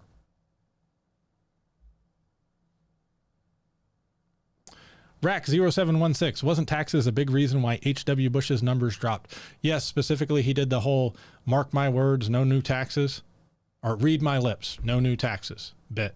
And then we went to war in Iraq to kick them out of Kuwait, Operations Desert Shield and Desert Storm, respectively. And he had to have a way to pay for that war, because he believed in balancing the budget, or at least attempting to. And I believe it was a gasoline tax that he signed when Congress passed it. And then you also had Ross Perot come in during that bit and steal some base from him. But yeah, the read my lips, no new taxes bit kind of came back to bite him hard. Sony Man Walk, yeah, hiding and eating pudding. I don't know what you're referring to. Sean Christian, who is a part of Real America. I don't think I've seen you in here before. Welcome. I appreciate it. This is not a who is a part of real America. It is a refutation of the premise that only conservatives can be real Americans. And unfortunately, you're catching us at the tail end of the episode, so we've gone through most of the evidence, but the polling shows on issue after issue after issue, the majority of Americans tend to agree with the Democratic position, whether it's abortion, whether it's the importance of being a Christian in the United States when it comes to immigration or overall, whether it's the COVID-19 stimulus bill passed by Democrats and signed by President Joe Biden, whether it's having more restrictions on the Second Amendment and firearms in general, issue after issue, the majority of Americans are siding with Democrats. So the conservatives who come out and say, you're not a real American because you don't believe whatever position they happen to believe, are in the minority and should be ignored. I still count them as real Americans. I'm not the one making the claim that nobody's not a real American here. I'm refuting the point.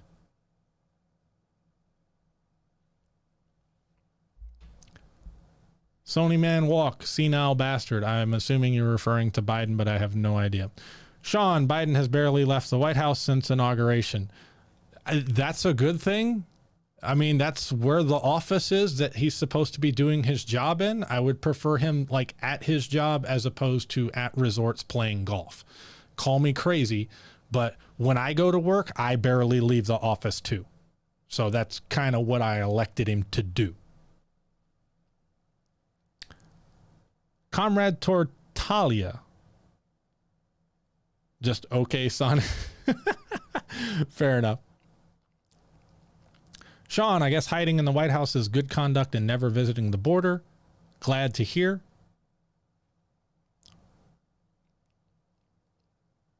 Do you expect him to go to the border and like, I don't know, stand there with a clipboard and check names off?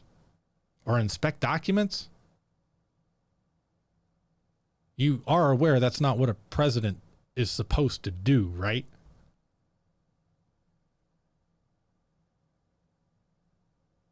I mean, that's a disingenuous point at best. Come on, man.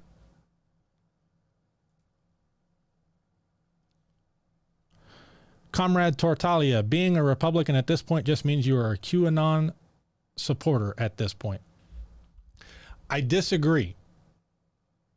However, being a Republican supporter does mean you are comfortable being in bed and associated with and on the same side as the Q nuts.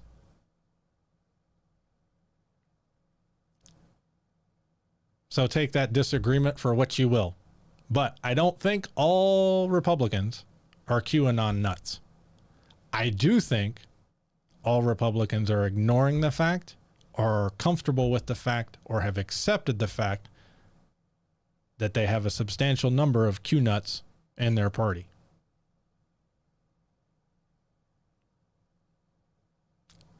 And I would argue they either need to leave the party or kick those people out.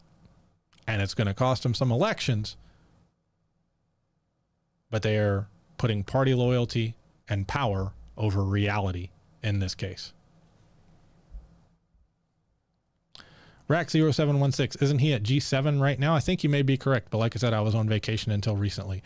Sean, expect him to show face since that was one of his main campaign touting points.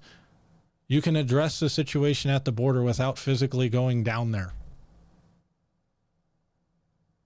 I would argue that it is best to do the job of the president from the building that is equipped with the tools to do the job of being the president. Can you travel if need be? Absolutely. But you're mad or upset or detracting from him because he's in the office doing his job.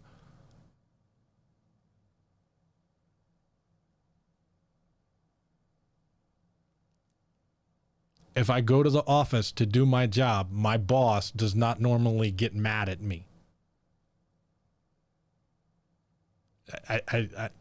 I'm not seeing the connection here, my man. There's a lot more things going on than just one thing. So it would make sense to be at the office to do your job.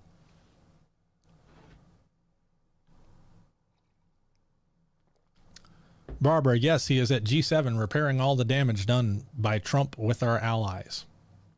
Yeah, and the polling from our allies has gone way up, too. Sean, you can't honestly say that the mass media is not biased and softballs everything at Biden Kamala.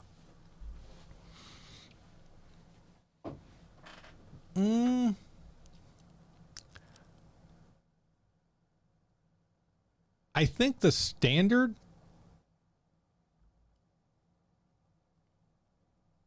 I don't think Biden and Kamala have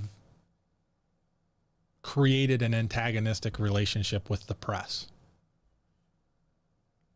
Trump intentionally courted that, starting off with all the fake news and lying news media and all that sort of stuff. So it's kind of hard to equate the two. I mean, if I came to your house, let's say me and my wife came to your house, or we met each other in church or at Walmart or wherever, right? And if she was just like, hey, how are you? You know, do you have any questions on where anything is or whatever the case is? You wouldn't have an antagonistic relationship with her. Whereas if, you know, I came to your door and was like, go to hell. Oh, you need to know where this is in Walmart? Well, you can fuck off.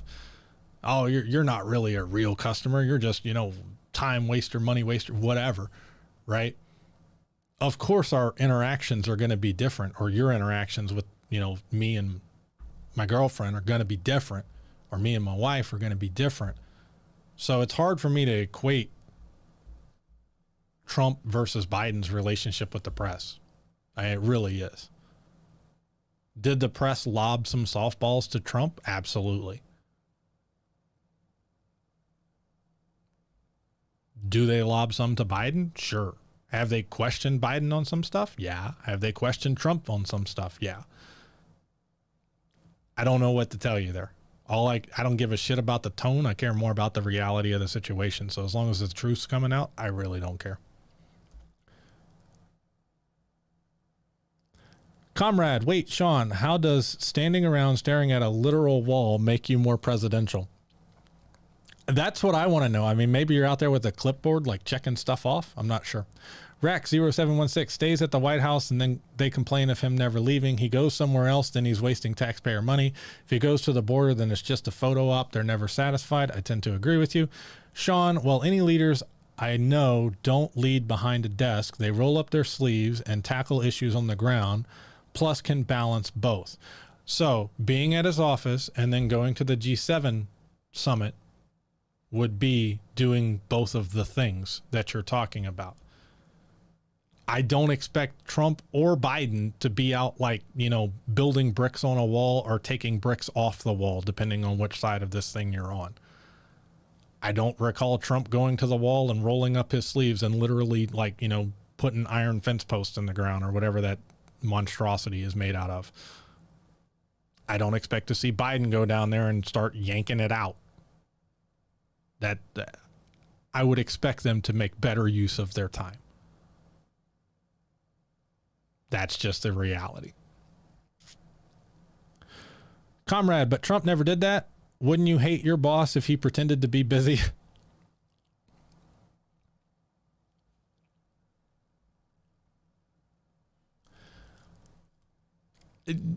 Trump would go places for photo ops. I mean, I'll give him that much.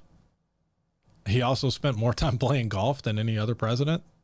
So I would personally rather my president be in his office, at least where the job can be done, than on the golf course. But what the hell do I know? Apparently Sean's got it figured out better than me. Barbara, all 3 feet of it, referring to the wall. Yeah, absolutely. I'm just surprised and happy that it wasn't like 3 foot high. Makes it easier to remove.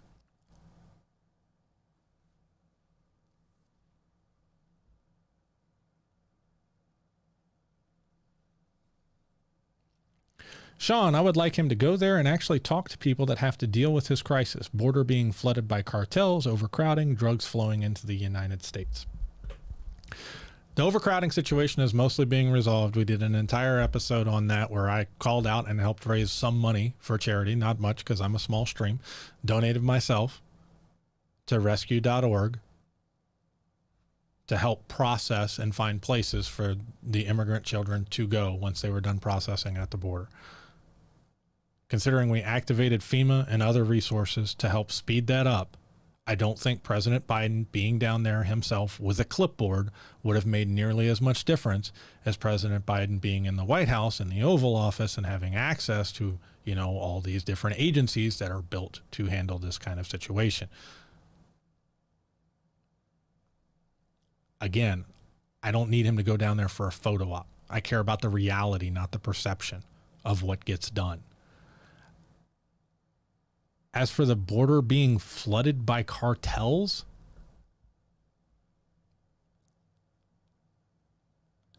feel free to send in any evidence and links and data you have. You can go to the website, theleftSpeaks.com. It'll give you my Twitter. It'll give you the company email. It'll give you Facebook. You can link me all the stuff. I'll be happy to look into it for you. But from everything I've seen, that's a baseless claim. You don't need to drop it in the chat right now because I do have to screen this stuff and I have to be on a VPN to screen it, and I'm not on a VPN right now. I hope you can understand. I've had some friends that got hacked and all kinds of crazy stuff doing this. So, but that being said, this week's conversation and next week's conversation, I always do that current show and the previous show, so you can get your sources together and get them over to me. You're more than welcome. I'm not trying to duck any points you have. I just haven't seen any evidence to back that up at all. Barbara, it is not his crisis. Nothing has changed at the border except Fox News coverage. The number of children crossing the border unaccompanied did increase.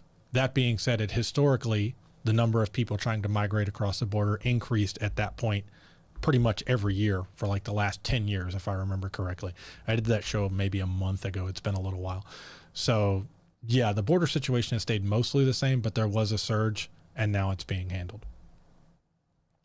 Sean, go visit some border towns then? I have. I literally travel nationally for work. I'm in a different city every week to 2 weeks. I'm home on the weekends. I've been down on the Texas border. I went to school in New Mexico. That was decades ago, so maybe the situation has changed. That being said, a lot of the people that actually live along the border don't want your damn border wall because they don't want to give up chunks of their land to do it. And that's before you get to the point, if you show me a 10-foot wall, I can show you an 11-foot ladder. If you want to build it 12 feet, I can find a 13-foot ladder.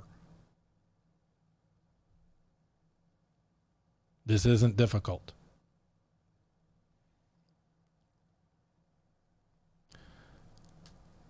RAC 0716. Most undocumented immigrants come in via legal means and overstay their visas.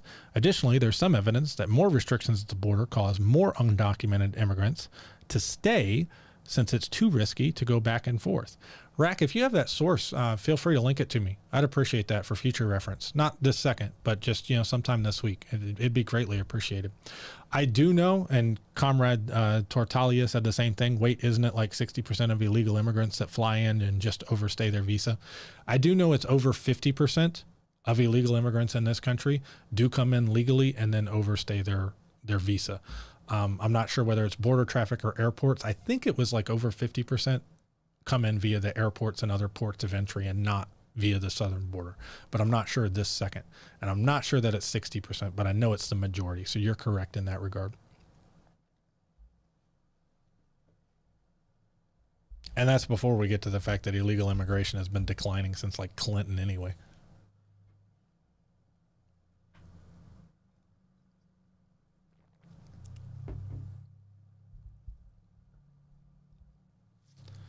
All right, any last minute questions? We're 5 minutes over now.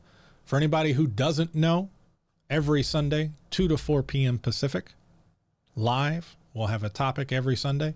The phone number, as always, is toll free, but we are shutting it down for today because we are actually going to wrap up somewhat on time. The last several episodes have gone an hour or an hour and a half over, so my family wants to spend some time with me. Phone line's always open and toll free whenever I am live. I want to talk to you. Those who disagree get priority. It's not a gotcha style conversation, but I am going to make my case and you're more than welcome to make your case.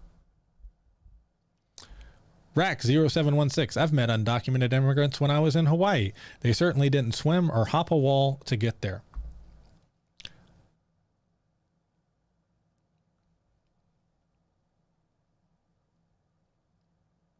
I think you might be right.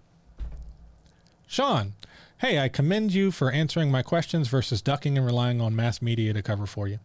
That's the entire point of this show and channel, Sean. I think that a lot of people on both sides spend way too much time in their bubbles, for lack of a better way to put it. They don't talk to each other.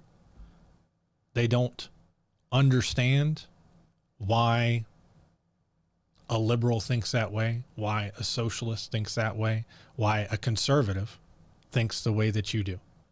And in a lot of cases, they're unwilling to even have the conversation with each other. So I commend you for being here to at least be willing to listen to the other side. Anybody that is willing and able to have a civil conversation is more than welcome to be here.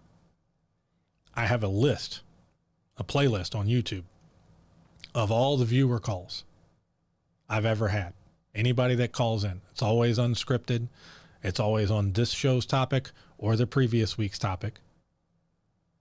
And they've all been civil with the exception of one.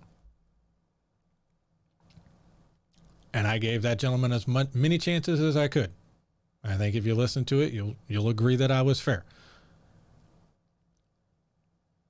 And he is more than welcome to call back in with a fresh slate if he wants to start again.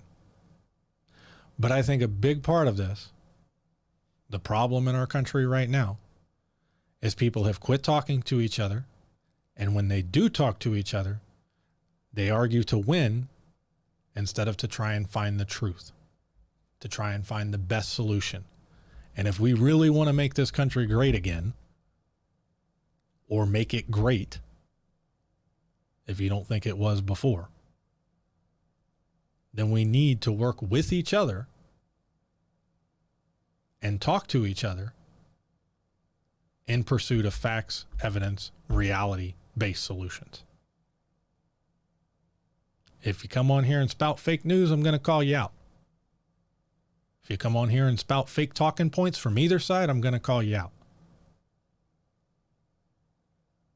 But if you want to start in one place and have a civil conversation and see where we go, those are my favorites. But I appreciate you being here, and you are more than welcome anytime.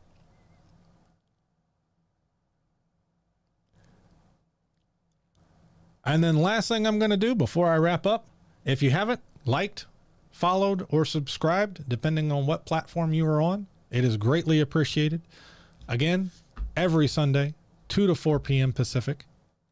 Or if you had missed a previous episode, you can always go to the website, www.theleftspeaks.com. All one word. We're going to run the exit trailer for my Trump supporters in here. I hope you can take a joke. It's all in good fun, though there is a measure of truth in all of it. Comrade Tortalia, thank you for being here. I appreciate it. And everybody have a wonderful weekend, and I hope to see you next week. The time for silence is over.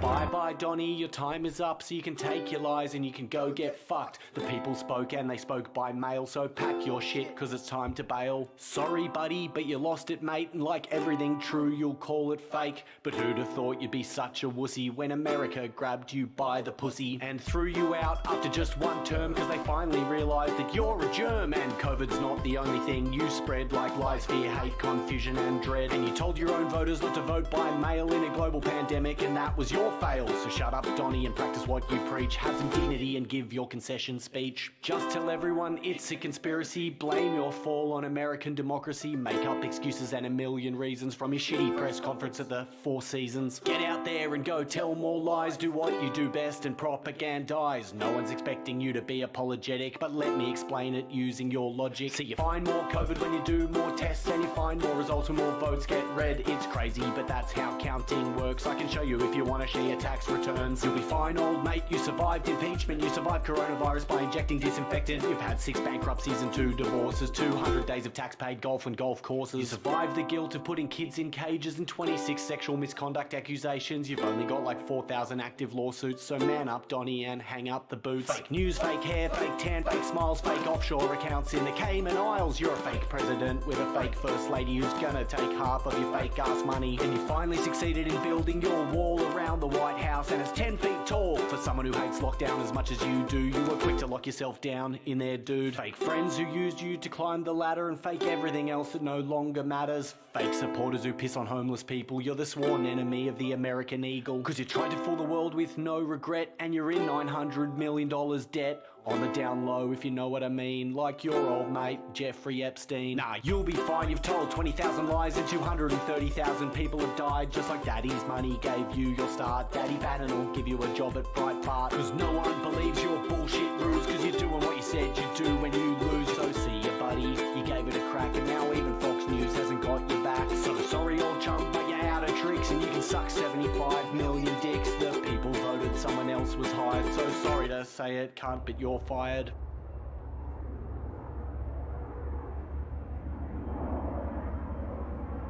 Join me every Sunday afternoon for a new show where common citizens, you and I together, discuss with each other issues of today, where we demand proof and evidence is required, where we seek the truth and will not be silent.